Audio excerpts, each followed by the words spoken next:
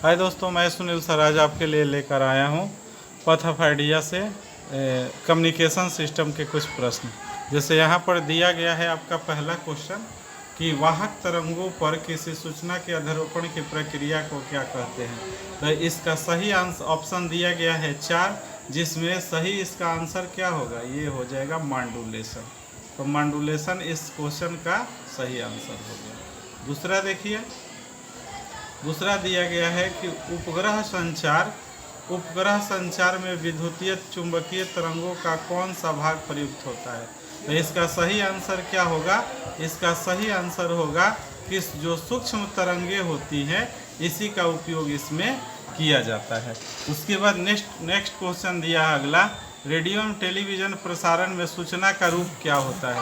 तो रेडियो और टेलीविज़न प्रसारण में सूचना का रूप एनालॉग होता है।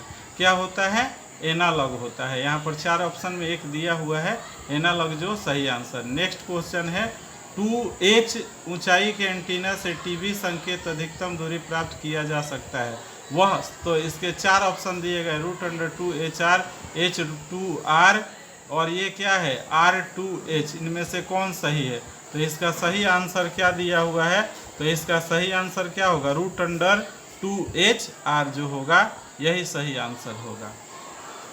उसके बाद नेक्स्ट क्वेश्चन आपका दिखा रहा है 5 नंबर, टेलीविज़न संचार में आमतौर पर उपयुक्त आवृत्ति परास क्या होता है।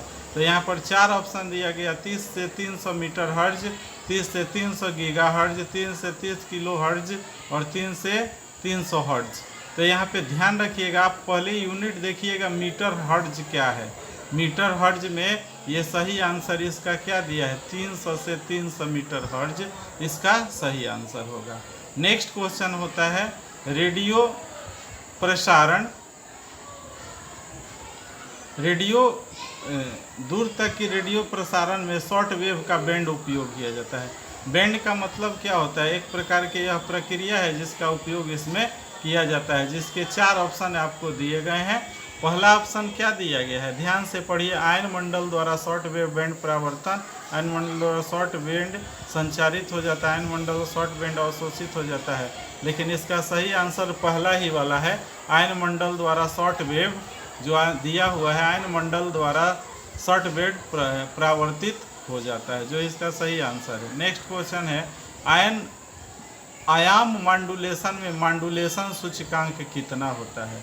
तो आयाम मांडुलन में मांडुलेशन सूचकांक हमेशा याद रखिएगा कि ये 0 और 1 के बीच होता है, ये सब नहीं होता है, 0 नहीं होता है, 1 से इन्फिनेटिव नहीं होता है, ये 0 और 1 के बीच में होता है। तो इसका सही आंसर क्या होगा, CD नहीं होगा। यहाँ पर क्या कहता है, नेक्स्ट क्वेश्चन, वाहक तरंगों पर किसी सूचना के अध्यारोपण को क्या कहते हैं। तो हमेशा याद रखिएगा, सूचना के अध्यारोपण में क्या होता है, कम फ्रीक्वेंसी के तरंगों को अधिक फ्रीक्वेंसी के तरंगों पर अध्यारोपित कर दिया जाता है। तो वैसी प्रक्रिया को मांडुलेशन कहते हैं, जिसका सही आंसर क्या होगा, B। 9 है, जिस मांडुलन में वहाँ तरंगों की आवृत्ति को मांडुलन किए जाने के ताक्षणिक मान के साथ परिवर्तन कराया जाता है। तो ताक्षणिक मान के साथ परिवर्तन कराया जाता है तो उस प्रक्रिया को हम लोग क्या कहते हैं। यहाँ पर 4 ऑप्शन दिया गया है, आवृत्ति मांडुलन। क्या कहते हैं, आवृत्ति मांडुलन। इसी प्रकार नेक्स्ट है आपका मांडुलन के विपरीत प्रक्रिया को, एकदम सिंपल सा क्वेश्चन है। तो मांडुलन के विपरीत प्रक्रिया को हम लोग सिंपल सा है, मांडुलन और विमांडुलन। तो उस मांडुलन के विपरीत प्रक्रिया को विमांडुलन कहते हैं। इसके बाद क्या है, लंबी दूरी तक रेडियो प्रसारण के लिए किस का उपयोग किया जाता है। तो ऑप्शन है भूतरंगों का, दृष्टि तरंगों का, आयन मंडलीय तरंगों का, उपग्रह तरंगों का। आपको सही याद रखना है क्वेश्चन।